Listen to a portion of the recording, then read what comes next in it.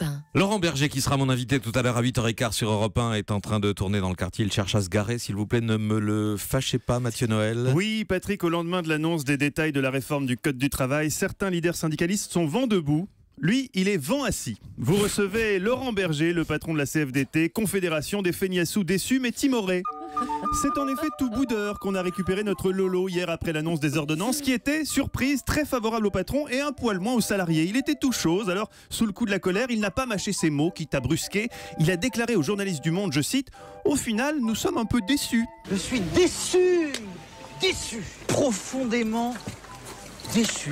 Petite bouille va, pauvre Lolo. Alors on se met à sa place rétrospectivement, c'est vrai que la déception est à la hauteur des attentes qu'on pouvait légitimement avoir.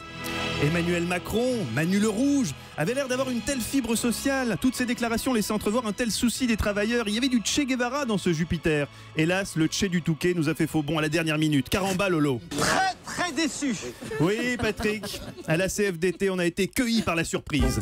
C'est pas comme si Macron avait annoncé dès la campagne qu'il avait l'intention de réformer le Code du travail par ordonnance, équivalent législatif de la vaseline. Là, on aurait pu se préparer, bâtir un plan. Bon, évidemment, quand il a nommé Bruno Le Maire à Bercy, ça aurait dû nous mettre la puce à l'oreille qu'on se dirigeait pas vers un phalanstère à la Fourier. Mais bon, c'est pas grave. Ce qui compte maintenant, c'est de se remettre en ordre de bataille. Et là, Patrick, vu la liste des désaccords entre la CFDT et le gouvernement sur la loi travail, on se dit a priori que ça va chauffer.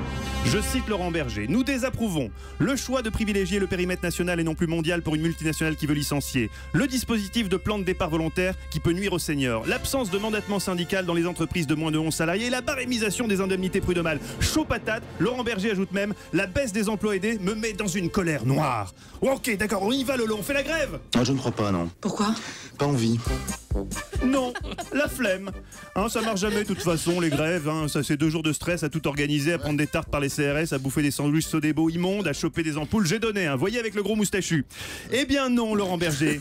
Non, moi je vous aime bien. Je crois en vous. Alors vous allez me prendre un double Red Bull, faire un petit stage d'observation chez Tonton Martinez et vous allez retrouver cette vigueur militante qui sied aux syndicalistes. Vous savez que cette réforme c'est un cadeau à Gattaz, vous le savez. Je suis déçu. Non. Que des salopes. Voilà. Tu retrouves du peps, c'est comme ça qu'on aime les syndicalistes, avec des bonnes coronesses de guerrieros.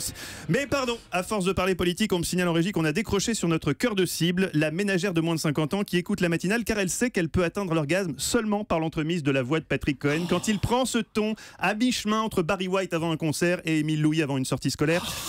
Patrick, s'il vous plaît, juste un mot pour faire remonter l'audience. Julien Clerc. Oh la vache. Oh la champagne, je crois qu'on vient de passer devant RTL. Mathieu Noël, on vous retrouve tout à l'heure à midi et à lundi, évidemment. Europe 1.